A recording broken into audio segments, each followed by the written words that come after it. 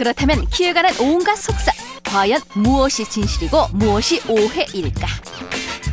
오늘 16년간 4만 명 청소년들의 키를 연구해온 성장발육 전문가 나동규 한의사와 함께 속 시원하게 풀어보자.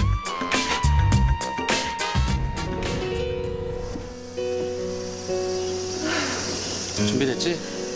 하나, 둘, 셋!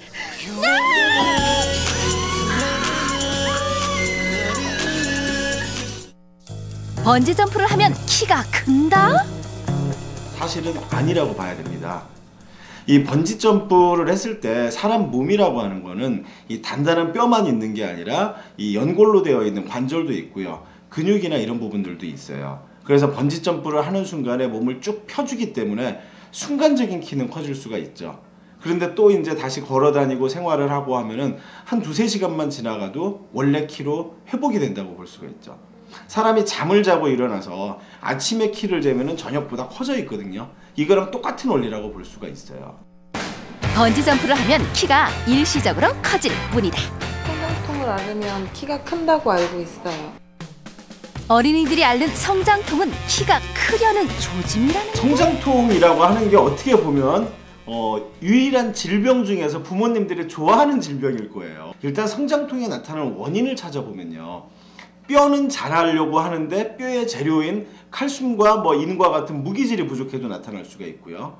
뼈는 자라는데 뼈 주위에 있는 근육이나 인대가 같이 자라질 않아서 끊어지는 듯한 통증이 나타나는 것도 같이 동반이 될 수가 있어요. 그런 것처럼 성장통은 꼭 키가 크기 위해서 나타나는 게 아니라 그 주위에 부족한 부분들이 있어서 나타나는 거거든요.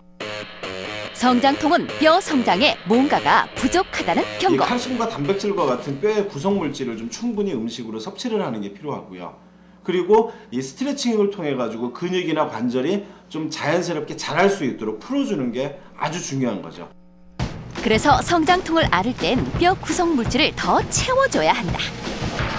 키 성장에 대한 굳건한 신화는 또 있다. 단백질, 칼슘, 비타민 등 건강에 필수 영양소가 풍부해 완전식품으로 불리는 우유. 우유를 많이 마시는 것은 곧 키를 키우는 중요한 요소로 널리 알려져 왔다. 특히 칼슘 흡수율이 우유의 경우 50% 이상이나 되기 때문에 어린이들에게 좀 더 우유를 많이 먹이기 위한 요리 개발은 엄마들의 숙제였다. 그러나 우유, 달걀 이런 거는 진짜 완전식품이라고 볼 정도로 단백질이라든가 칼슘처럼 아이들이 성장을 하는 데 있어서 꼭 필요한 음식이에요. 그런데 문제는 이게 정도껏 먹어야지 너무 많이 먹으면 몸에 흡수가 안 된다는 거죠.